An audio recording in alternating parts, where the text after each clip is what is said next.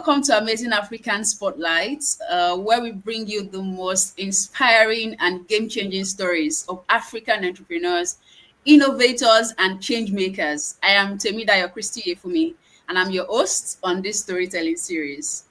Now, imagine providing access to education and educational supplies to over 200 children in the Democratic Republic of Congo, all the way from Europe. Although our guest today does not fully reside on the continent, she is proudly African and she holds a heart for our continent and our country. Defying the challenges that comes with distance and limited access to funding, she is not only educating the future of Africa, but she has also created a sense of home and community for children who otherwise had none. Through various impact projects, um, she has been able to create several relief items for children who are underserved or children who live in orphanages. But she's not even stopping there. This year, she and her team are going deeper. They are taking a hands-on approach to ensure that these children grow into successful adults through mentorships and other impact projects. And that's why I'm excited to introduce you to Ursula Mabolia. Privately, I dubbed her an SDG queen. She doesn't know that. So Ursula is the founder of Zolange Foundation, a non-profit organization that supports underserved communities in the Democratic Republic of Congo and is focused on empowering women, children, and the youth. Our vision is to see that they are healthy, educated, and equipped to fully participate in economic and social life, thereby accomplishing the sustainable development goals of education, gender equality, and economic empowerment. It's quite a mouthful, right? But in this interview, we're going to go deep and we will uncover the exact moments Ursula knew she had to take action, the challenges she overcame, and the game-changing lessons you can apply on your own journey. And trust me, you do not want to miss the surprising twists in her story. So if you love hearing the real stories of Africans making a difference, hit that like and subscribe buttons and turn on your notifications so you never miss any of our episodes. And let us know in the comments what's your dream career or business idea or impact project. And we might just feature a guest to help you on your journey. All right, so let's jump in. Hi, Ursula. Welcome to the Hi. show. Thank you. Thank you for having me. Really excited to have you here, to be honest. I loved reading through the brief you shared. I love checking out your profile, and I saw those things and I was really, really emotional, to be honest. So let's start. Who are you in Yes. one sentence? In one sentence, it's kind of hard to say it in one sentence, but I'll just say I Okay, am maybe more Ursula than one. Mabolia. I'm a lover of Congo, and my mission is to positively impact the women, the children, and the youth of the Democratic Republic of Congo. That is in one sentence. I think that's one sentence. Anyway, we are going to get deeper into those details soon. But if someone were to make a movie about your life, what do you think the title would be? It would be Woman of Faith, I think. Maybe Woman of Faith, Hmm, something like that. Woman of Faith. interesting. Yeah. You can tell us more about that as we go along in the conversation. So, what's one sentence or one brief description, that best describes your journey so far? I would say the journey. Oh, well, let me just say, I would just say an unlinear journey. So the journey was not linear, it was not a straight line. So I would just say an unlinear journey. That's what I would say. Okay, can you like dive a bit deeper into that? Yes, I Why think that unlinear? I would say unlinear because, as they say, there are many ways that lead to Rome. And then sometimes you think you're going to take the airplane to Rome, and then you end up having to take the bus, the train, the boat. You have to basically just to get to Rome. So I would really Hmm. say that it has been really unlinear. And even my journey with Zolange Foundation has also been unlinear because I actually have a background in biology. When I was very young, I wanted to become a doctor, and then later on, I studied like laboratory sciences. But as I got older, that's when I realized that my heart was really in the nonprofit world. So that in that already my career is kind of unlinear. So in my professional life, I'm not full time in the nonprofit world. I would love to do that. So and even in building Zolange Foundation, has also been not a straight line. So that's why I say that it has really been an unlinear journey. Mm. Wow. Okay. Can you take us back? What was your life like before the journey of Zolange Foundation started? I had a pretty good life. I mean, there were some sad aspects to it, but my life in general was good. I grew up in the Netherlands, but my parents they are originally from the Democratic Republic of Congo. And even since I was young, even though I grew up in the Netherlands, my mother always used to say that when you are outside, you are in the Netherlands. When you're at home, you're in Congo. So it means that in our house, we spoke Lingala, we spoke French, Wow. we ate the Typical food. African mother. Yeah, so we ate the food. But that was actually good because that is how I came to love my culture because I really grew up with it. Of course, even though it was from a later age that I really started to travel to Congo, but from a young age I already had everything. And I grew up with my sisters, with two of my sisters, and at the age of 5, actually 2 months before I turned 6, my father passed away. So I grew up with my mother. And growing up without my father, it affected me in different ways, even though I didn't know it at the time. It was later on that I really noticed that the reasons that I was always sad, the reasons that sometimes I had low self esteem and stuff like that, it had to do with the fact that I grew up without my father. And that is actually where my passion came from with Zolange Foundation. I don't know if I should continue talking about that or Yes, please. I love to yeah. hear So that. yeah, so that's basically how the journey with Zolange Foundation started. Is that I would when the time came that with my family we would go to Africa.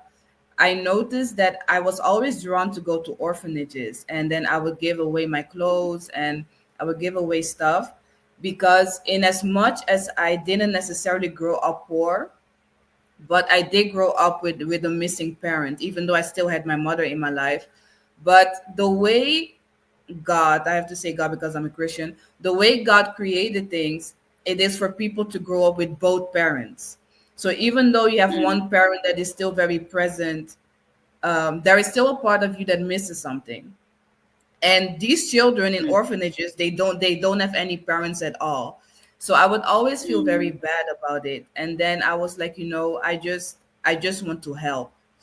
And Zolange actually means love, or to give love in the language of in the tribal language of my father. So it was actually in 2019. I went to a wedding. I went to one of my sisters who lives in Canada. She got married in Congo, and we were in Congo. And just let me know if I'm talking too much. But we were in Congo, please go and ahead. the girls, like I was a bridesmaid and the rest of the girls that were bridesmaids, we realized that all of us we came from the same tribe that my father came from. But because I didn't grow up with my father's family, I didn't really know the language, like the language of their region. So the language of Mm, that region is Kikongo. So that is the language of that region. And then I was like, you know what? I want to honor my father through this nonprofit. So I want to give it a name in the Kikongo language. And one of the things that I also said to myself is that every person that we are going to help, I want them to feel loved, even though they are forgotten by society, forgotten by their families. So that's why I texted one of the girls and I said, what does love mean in Kikongo? And she was like Zolange. So I was like, okay, that's gonna be the name of my foundation. So that's a bit the background of how I grew up and wow. also the background of how we started with Zolange Foundation. Wow. Such an interesting story. I was Yeah. actually going to ask you about that, but thank you so much for sharing that. It wow. Zulangi, I was going to ask you what does Zulangi means? And love. That's deep. Yeah. Yeah, love or to give love. So basically love. Or to Yeah. give love. Yeah. Okay. But if you could go back, to that younger girl who visited the DRC for the first time or multiple times, Hmm. what if you could give her one piece of advice, what would it be? Would it be advice in general or when it comes or to the nonprofit? In general, actually, in general, because everybody watching this is probably trying to start something, also trying to Hmm. create an impact. So I would love for you to, reflect a bit on, the major, should I say, principles or philosophies that would have guided you or that guided you as you, started out on your journey with Zolange Foundation and also career wise, basically. I would say the biggest advice I would give is start even though it seems imperfect. Because I Mm, think one of the difficulties that people have in general is that many times we have an idea or we have a project, whatever it is, a business idea, you want to start a YouTube channel, whatever it is. And one of the things that stops us is that we say, no, I don't have the camera yet. I don't have the, or maybe I have mm, a camera, but it's broken. I don't have the finances, or I don't have enough, or I don't have the right people. And that is actually excuses that you make out of fear. And one of the things that I've learned is that when you take a bold step, if you just start, even if you just start with what you have, even if it's €1 or $1, I think in Nigeria they say one naira.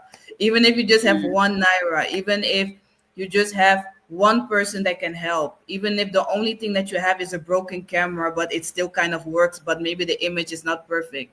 I have learned in my journey in life and also with Zolange Foundation, I've learned that if you take one step, not even two steps, just one, mm. help comes from unexpected places and help comes from unexpected people.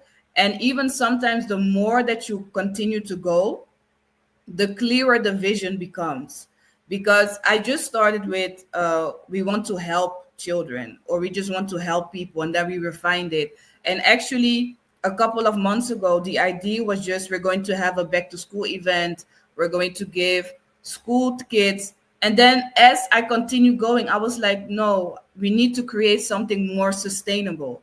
So I would really say start with what you have and don't wait for the perfect moment, because there is no such thing as a perfect moment. There is no such thing as the right time. The perfect moment and the right time is what you yourself create. So that is really the advice that I would give. Wow. Wow. I really love that, especially what you started with. Start with what you have, even though it seems imperfect. And I Yeah. think a lot of us need to hear this. A lot of Africans need to hear this because there are so many people with big visions, big dreams, who could actually be making serious impacts in their own little way, but they are not doing anything because they don't just have it all. They don't have all the resources. They don't have it, all the ducks in a row, and they are just waiting, you know and I'm Yeah. really glad that you pointed that out. Obviously, you have the results, you have testimony, for following that principle, and I believe that a lot of people would learn from that as well. Can you tell us what's a struggle from your early days that people don't usually know about? I would really say my struggle in my early days is growing up without my father. I would really say that that Mm, is really one of the biggest struggles. Um, and the thing is people didn't really know that, but the thing is I also didn't really know that. I didn't know that it affected me so much. It was actually later on. I think it was 2022. I don't even remember the exact date, but in 2022 I decided to write a book because I love reading, and I decided to write a book. give it a minute.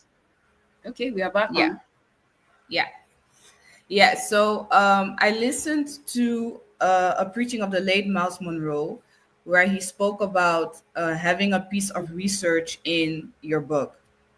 So based on that, I decided Mm, to do my own little research. So I just made a questionnaire on Google Forms, and I asked every woman that I knew to who grew up without a father to fill it in. So I asked them, if you know somebody grew up without a father, just let them fill it in. I put it in several Facebook groups, and I think I had like 100 plus response of like different people, African people, white people, Hispanic women, just different types of people.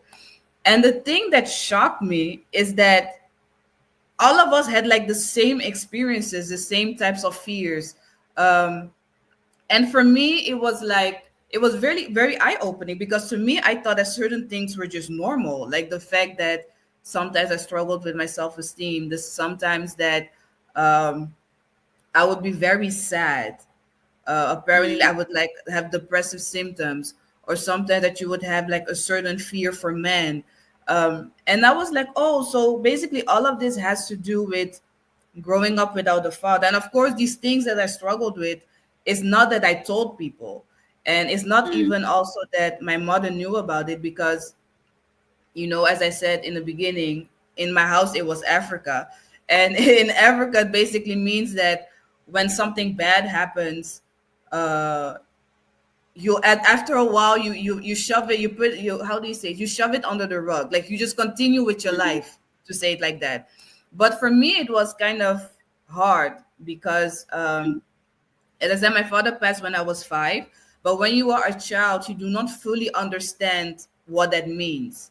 So for me, yeah. when I was 8 years old, it was the moment that it really came to me like, oh, I don't have a father. Like when I would go to school and my friends would get picked up by their parents, or they would get picked up by their father, that didn't happen for me. And that was the moment that I started mourning. But that was Mm, like 3 years later. So people had moved on, So I started mourning in silence. So those were one of the struggles, actually major struggles, I can really say that people didn't know that I was dealing with. wow. Wow. I think I picked two things. You were Mm-hmm. able to draw purpose from a painful event. And Yeah. at the same time, you talked about research. And I think a lot of people do not even know how easy it is to research about their solutions, to try to find, especially entrepreneurs, for example, to try to know more about the market, that they are trying Mm-hmm. to target. You putting out a survey to see people to learn more about people who have gone through the same things as you have.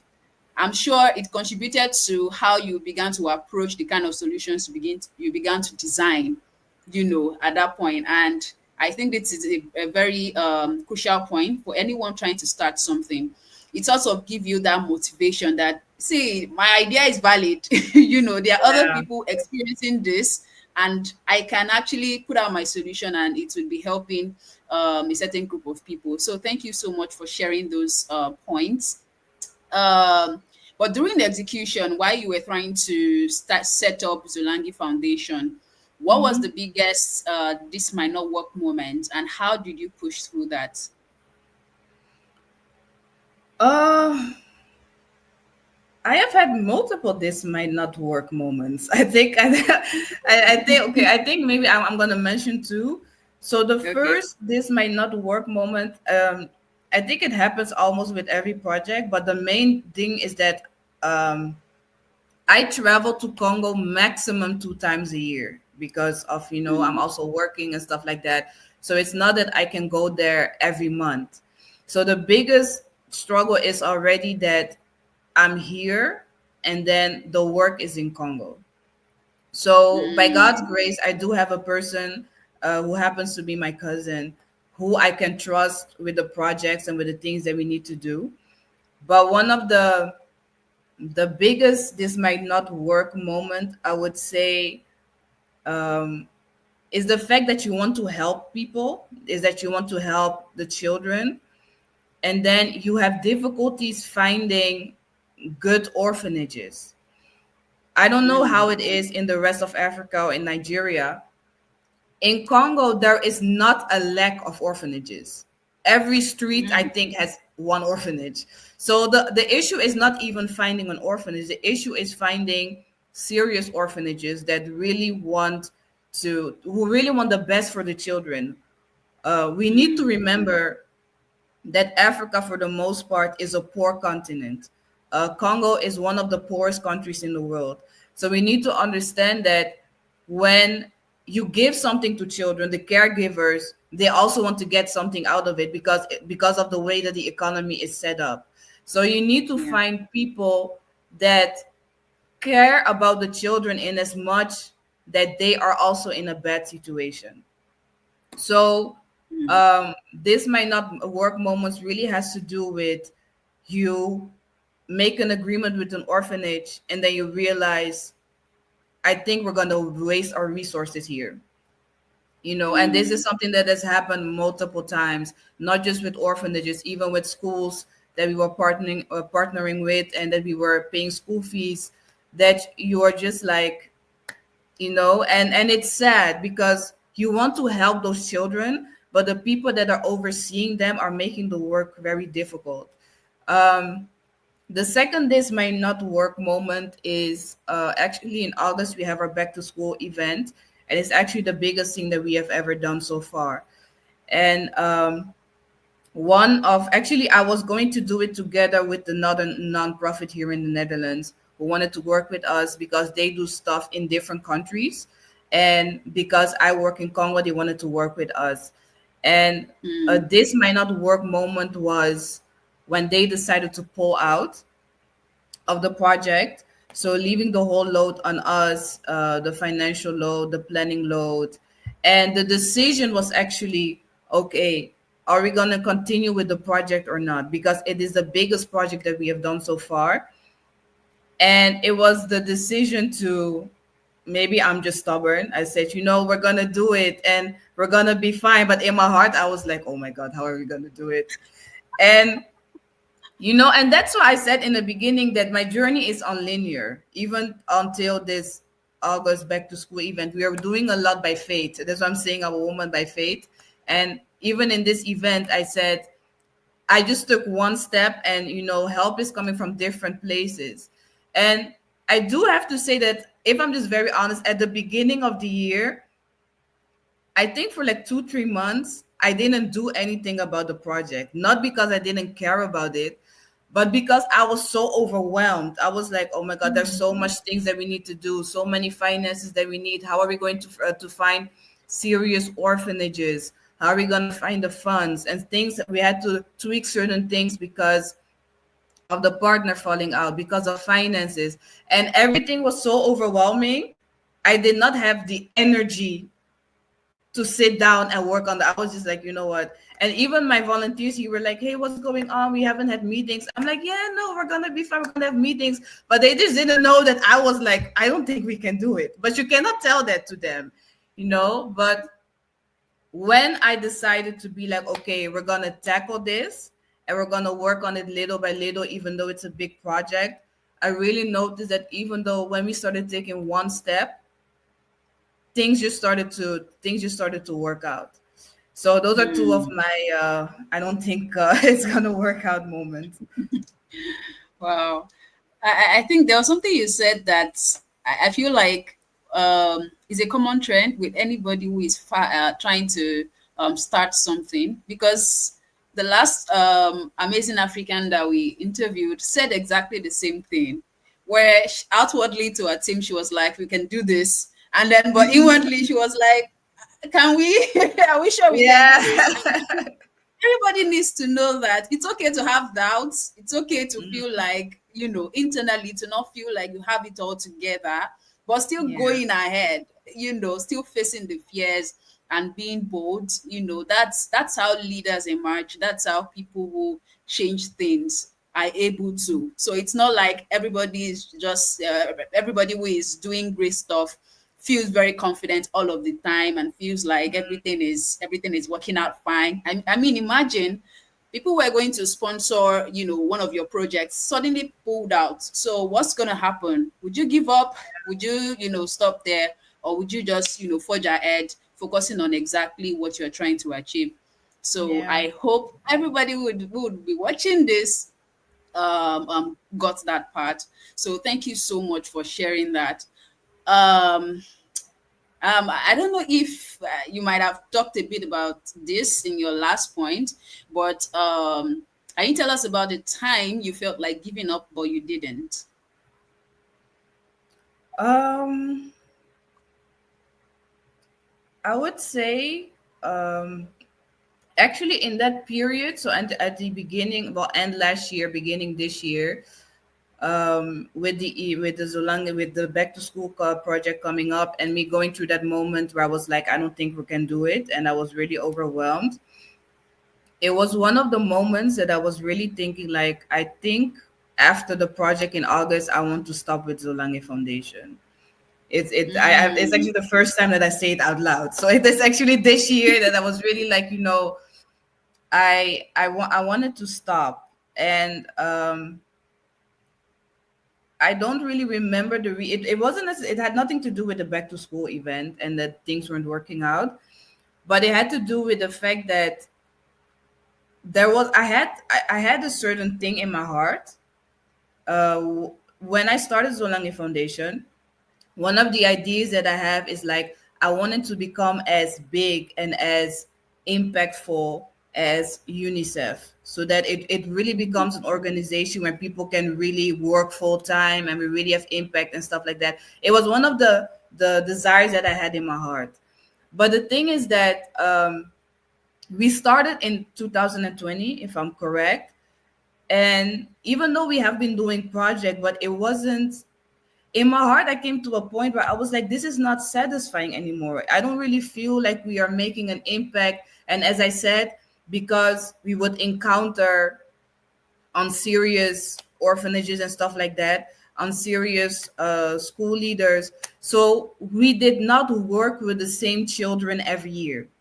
So every year we'd be working with new children. So we would do the basic stuff like giving food during Christmas time, during Easter, paying school fees.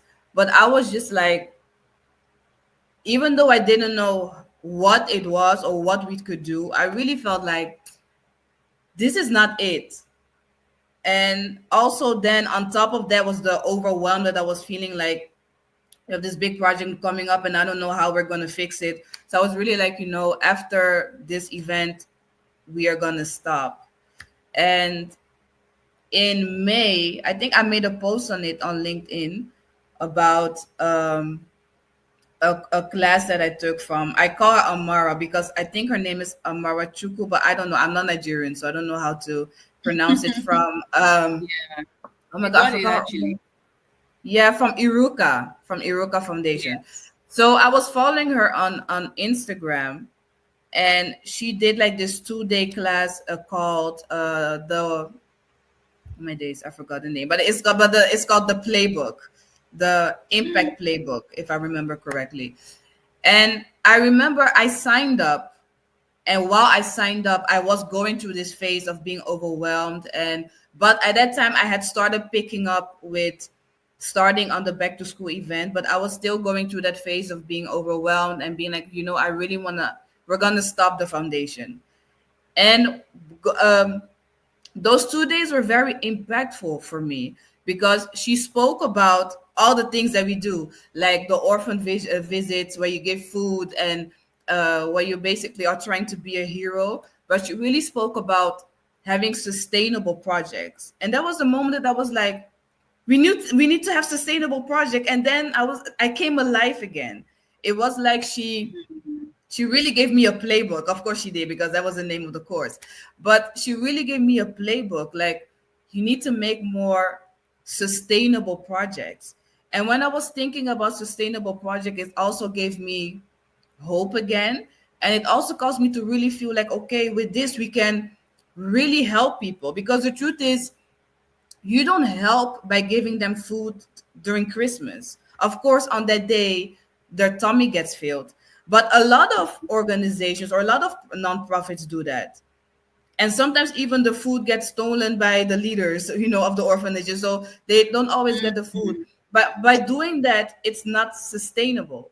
And also heard you speaking about putting yourself out there, making your work more visible. And one of the things about myself is that I'm a very private person. Um, I grew up very introverted, as I spoke. Like that was also one of the things I believe is due to me growing up without a father. So I grew up very close, very introverted, and even though I've kind of grown out of it, but I'm still a bit an introvert.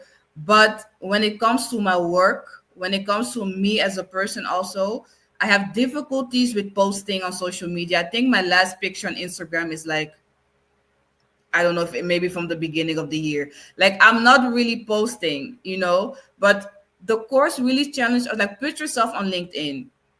And that's what I said Mm. with that. Even through LinkedIn, help came from unexpected places. Like because of LinkedIn, I'm on this platform, you know? So Yeah. yeah, so that was really my moment of I want to quit. But yeah, but we're not quitting. We're going on. We're gonna continue. Wow. Wow. Interestingly, a good portion of people will end up starting something impactful. Always say that they are very personal, private people, introverted sometimes, and they don't really want to talk or put themselves out there. But the passion for what they are doing just push them, to the Yeah. spotlight. And it's quite interesting the length you're willing to go for something that you truly believe in. And I'm happy that you were able to do that because, like you said, that's how we're able to connect and meet. Okay. I'm going to skip a few questions, but I'm going to ask one question that is off the books. Mm-hmm. Um, you mentioned how you sometimes encounter orphanages and even schools whose intentions might not be completely pure. you know Yeah. uh, how do you, as an NGO founder or as a nonprofit founder, how do you filter out the dishonest ones? Because I feel like if somebody is watching this and they are planning to start a nonprofit, they might really benefit from understanding how that works. So, how do you filter out the dishonest ones and are able to focus your resources on the ones that are truly honest, who would execute with the resources that you provide them with? Honestly, that is one of the biggest struggles, and it's something that I am still learning.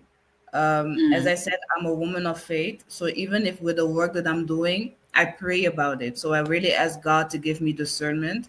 And the truth is also, people will not show you in the beginning that they are dishonest.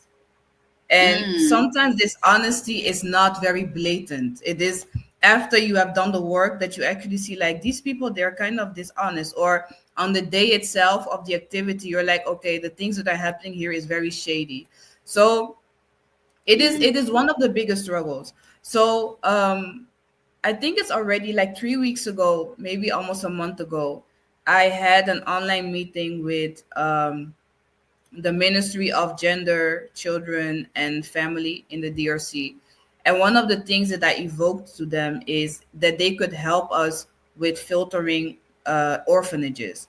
Because one of the things also that we need to be honest about is that things are not regulated in the DRC or maybe in other African countries the same way that they are regulated here in Europe where I am. So here in Europe where I am, mm, if for example people were being dishonest, I can go to the government, I can go to the police. But in DRC it's different. In here, over here, if you want to start an orphanage, you need to have papers. In the DRC, you have orphanages that are registered, you have orphanages that are not registered. Those are also the things that you learn as you go along the way, because I didn't know that before. So there are a group of orphanages that are registered. So as I now have the contact with that ministry, I asked them, I presented to them that problem, and I was like, this is the issue that we have. If you could help us with a list of people that are registered. So from now on, we really want to work only with orphanages that are registered, because that already gives us kind of a safety net.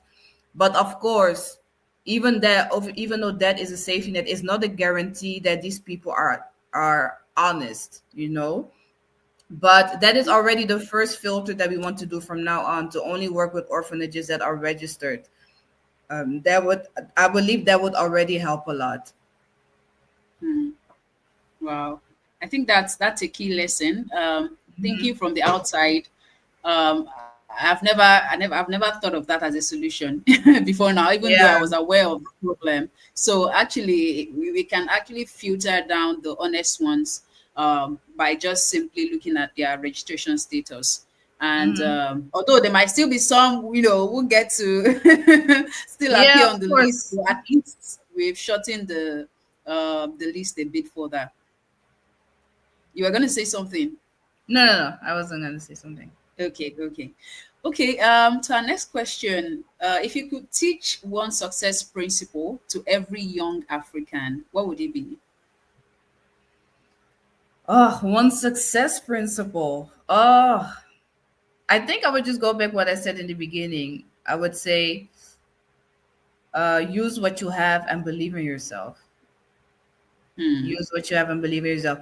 And if I can, I think it's a problem for most people, but I will just say about myself. It is very easy for me to believe in people. Like one of the things I love to see people's potentials flourish. So it's very easy for me to believe in you. Like if you would come to me and be like, Ursula, I'm struggling with this and this. I want to start this, but I don't think that I can do it. I will take my time. I will encourage you. I'll be like, you are amazing. You're gonna do it. But it is very difficult to put that same energy in yourself. It's like Mm. the level of belief that I would have in you is not the same level of belief that I would have in myself. But you actually have to have that same level, maybe not even higher in yourself. And of course, I'm still learning that. But that's why, even if you don't believe, just take that one step. And as you continue to take that one step and you see, oh, things are working out, your faith will also start to grow. So I would really say, um, use what you have and believe in yourself. Use what you have and believe in yourself. That was a very cogent point, and I think it's so true. We tend to easily cheer others on, but when it comes to encouraging ourselves or believing in what we can do, we tend to hold back a bit. And I think that's something that every one of us needs to change going forward. Thank you so much for sharing that. That was really, really No problem. insightful. Okay. Who has inspired you the most on this journey and why? Who has inspired me the most? That's a very tough question. That's actually a really tough question. I think one of the people that I could mention is Amara Chukwu. I don't know if I'm pronouncing the name correctly, of the young lady that I took the course from. The reason that she is one of the people that inspires me is because I actually listened to her interview when she came on your platform. And she gave me hope in the sense that when she started out, she started like me. She just wanted to help people. So she didn't have the correct structures in place yet. She didn't, she did what I did, just helping orphanages with food, paying school fees, basically non sustainable things. And if I remember correctly, it's like since 2 years ago that you really put in the structure, that you really started to do the more sustainable stuff. So I was like, if she has been able to accomplish all of these things in 2 years, that means that there is hope. Because one of the things I was like, I've been doing this for like 5 years, there isn't really growth. So she's really one of the people that has inspired me on this journey, I should say. Wow. Wow. It's so exciting to hear that. Yeah, we've basically interviewed your one of your inspiration or one of the people that has inspired you, through this journey. And I'm really happy to hear that. And yeah, I wish I could start talking a lot about sustainability, but this is something that in fact, not just non-profits, but also for-profit enterprises need to consider. Some of Mm-hmm. us just think, okay, can we just do something short term, bring in the quick dough? I mean, for those who are for profit, bring in the quick money and all of that, but they don't think long term. They don't think how they can Yeah. establish what they're doing, for continuous impact. And I'm really, really happy that you keep pointing that out, and that's a key lesson for everyone who is listening. Hey, but what do you think is the biggest mind shift young Africans need to make right now? The biggest mind shift is that most Africans, not even just young Africans, they believe that the Mm, opportunities are only in Europe and in America and in some parts of Asia.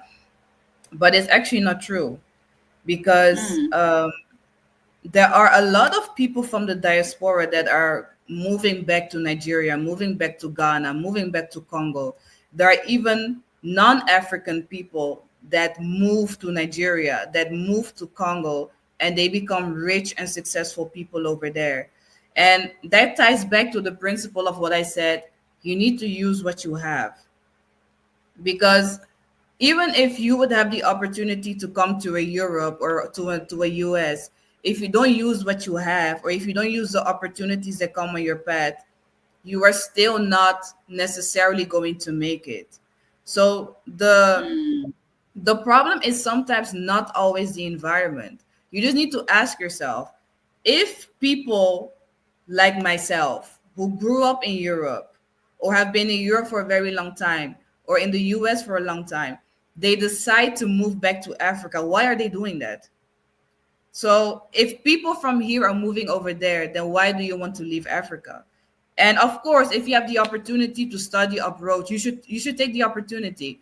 But even in you studying abroad, just think for yourself, I can build Africa with the knowledge that I'm gaining here in Europe, here in Africa, in China, wherever you are, then bring it back to your country. And that is one of the biggest shifts that need to happen, is that there is a lot of potential in Africa. There is a lot of potential to become a millionaire. There is a lot of potential to grow businesses, to have an impact. And that is something that sometimes people who live in Africa do not realize. mm. Wow, I agree. Even though I know there can be several, it could be controversial, maybe people Mhm. saying this and that, but you have to see it to actually believe it. You have to have some sort of insight into what you just said to believe that Yeah. that's the truth, because indeed it is the truth. Many of us Africans want to run away. We're searching for, in quote, greener pastures, but we forget Mhm. that the green pastures is actually can actually happen on a fertile ground, and Africa is actually fertile. There's so many Yeah. potentials that are yet unexplored, and diasporans and even foreigners are coming. They are seeing these opportunities, they are seeing these potentials, and they are exploiting them, and getting results from there. I do understand that the context or the environment is not the most favorable. But Yeah. uh, I personally always have a positive mindset about such things. If you, just like you said, if you take one step by faith, help will begin to come. Things will begin to work out, and I've seen that also happen again and again. So thank you so much for pointing that out.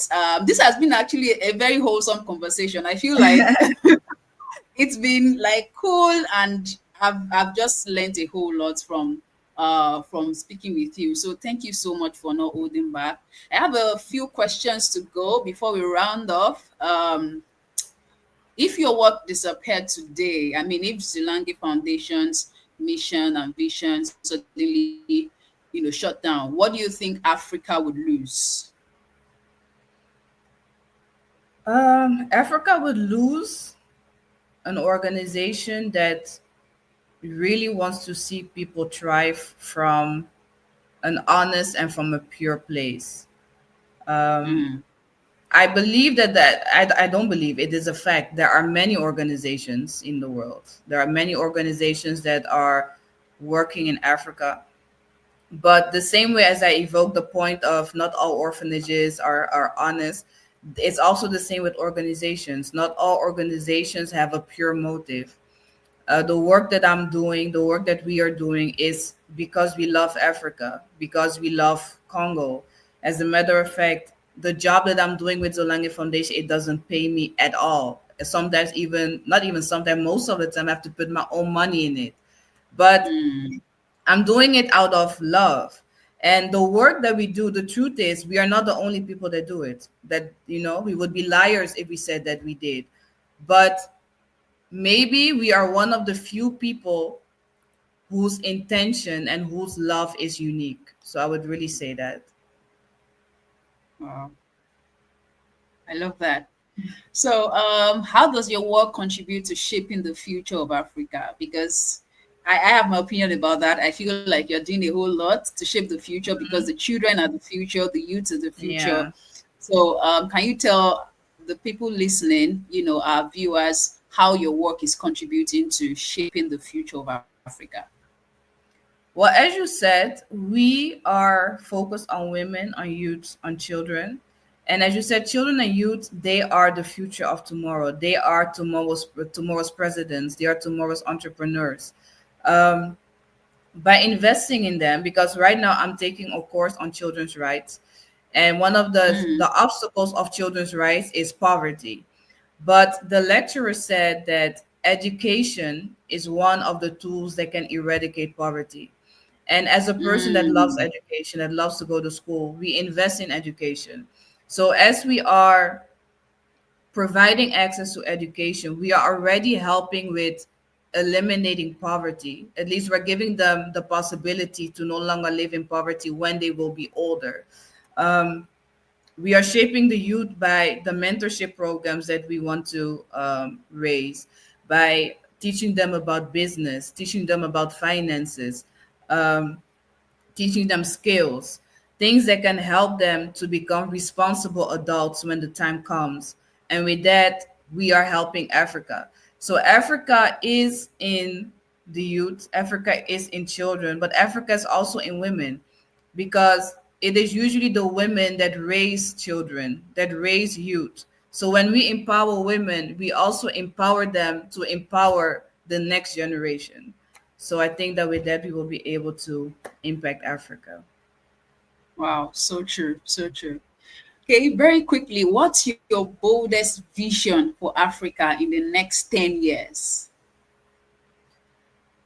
My boldest vision for Africa is actually that Africa, you know how everybody wants to go to Europe and to the US, the Africans, that everybody wants to come to Africa, that the healthcare Mm, system is in order, the educational system is in order, the government is in order, the tourism is in order, the roads and the streets are in order, and that all of us are like, I'm going, when some people say, no, I'm going on vacation to Bali, that people say I'm going on vacation to Africa, and that it's actually a whole experience, and not just for selective countries like South Africa or Kenya, but for all countries in Africa, that we are established, that we do not need to go to Europe or to the US to have proper healthcare treatments, that we do not need to go abroad to study, but that you can choose to go abroad if you want to, but it is not a necessity, because the healthcare system is in order, the educational system is in order, the laws are in order. So that is my bold vision for Africa. wow, I love that. I love that. Have you had any award or recognition for your work? And can you tell us about maybe a few of them and why it meant so much to you? I haven't necessarily gotten any awards, but this is actually one of the things when I said that I started to put myself out there, and it has only been a couple of months, and Mm, I got actually accepted into my first women's leadership fellowship, and I got wow, selected out of like 2,000 applicants out of the whole world, and I'm one of 90 women that got selected for my leadership capacities and for the work that we are doing with Zolange Foundation. And to me, it was like I was shocked. As a matter of fact, when I got the email, I thought I was getting scammed because I didn't believe it. I was like, how is this possible? So for me, wow, that has been so far one of my biggest accomplishments, to have people recognize what I'm doing and that they want to invest in me by allowing me to be a part of their fellowship. wow. That's really amazing. Within 2 months of putting yourself out there, Yeah. That's a lesson for everybody listening. Don't hesitate to put yourself out there. You never can tell, what's going to come from it, the opportunities that you begin to gain access to. So, thank you so much for such a stimulating conversation, Ursula. How can people be part of your mission or support what you do? Yeah, so you can contact us on LinkedIn. So Zolange Foundation and also me myself, we have a LinkedIn page. We also on Instagram. The Zolange Foundation website is on its way. It's going to be live in I think about 3 months. We are still working on it, but that's where you can contact us if you want to connect, if you want to partner with us, if you want to become a volunteer. We also have an email, but you can find it all on our LinkedIn pages. Okay, okay. Thank you so much for sharing your story. But also, if people were to try to connect with you personally or follow your journey, how can they find you? So I am on Instagram, I am on Facebook, and I am on LinkedIn. So if you just type my name, you're gonna find me. Okay, awesome, awesome.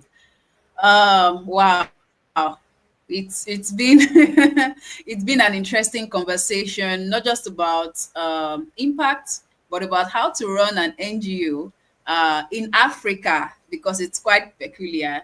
And thank you so Yeah. much for sharing so many golden nuggets of wisdom. Thank you to everybody who has been listening, who would listen to this. Ursula has shared a lot of golden nuggets of wisdom with us, and it has been truly inspiring. So, I want you to put in the comments what part of today's conversation resonated with you the most so that we can keep this discussion going. And if you want to follow Ursula's journey, please connect with her across all social media platforms, as she has said, under the name Ursula Mabolia. Also, check out our work at Zolange Foundation on LinkedIn. And if you loved this episode, please don't forget to like and subscribe and hit that notification bell so you never miss an inspiring story. And share this video with someone who needs to hear it. On next episode, we have another powerhouse guest who is making an exciting impact on the African continent. And trust me, you won't want to miss it. So until next time, keep making impact and transforming the African continent for good. See you in the next episode. Bye. Bye.